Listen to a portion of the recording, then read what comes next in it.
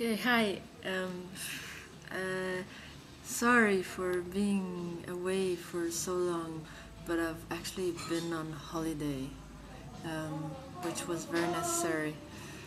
And I'm back in Europe, which is strange, but is nice. Um, I've been away, but I've actually realized that I have been working a lot because since it's in my thoughts, it goes with me all the time. So I have been not being in the studio or not doing specific organized rehearsals or times, but I have been to a lot of parties, and I realized that each time I started dancing around with friends, I immediately was thinking about the trance dance and how to apply it in normal dance. And I find it to be really interesting because it's impossible. It's as impossible as it is to not skip, or I mean, yeah, it is possible, but it is a skill you have to practice a lot. It's almost really impossible to do when you are in communication with other people that are not aware of what you're doing.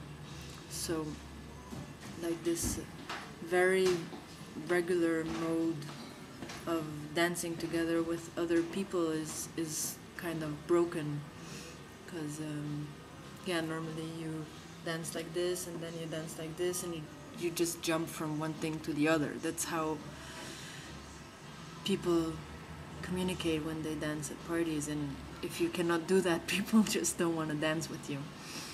So I was thinking that what needs to be done in order to make this trance dance also a communicative dance. And I don't know, the only answer I have given to myself so far is to inform the people around you of what you're actually doing, and then if other people get into it, it actually becomes very fun because everyone looks like zombies. So that's one thing I've been doing and thinking about, and the other thing is it's a bit related to the rhythm stuff that you suggested thinking about in one other video before. And so I'm walking in the street and I'm walking far and I don't have a destination, but I have constant rhythm going on with my legs. So I walk and I can walk a bit bigger or a bit smaller. I can all the time either reduce or induce a bit the size of my steps, so there is already a trance dance happening in the walking. But then on top of that, I try to give another rhythm to my arms, for example. It's actually more simple than it sounds, but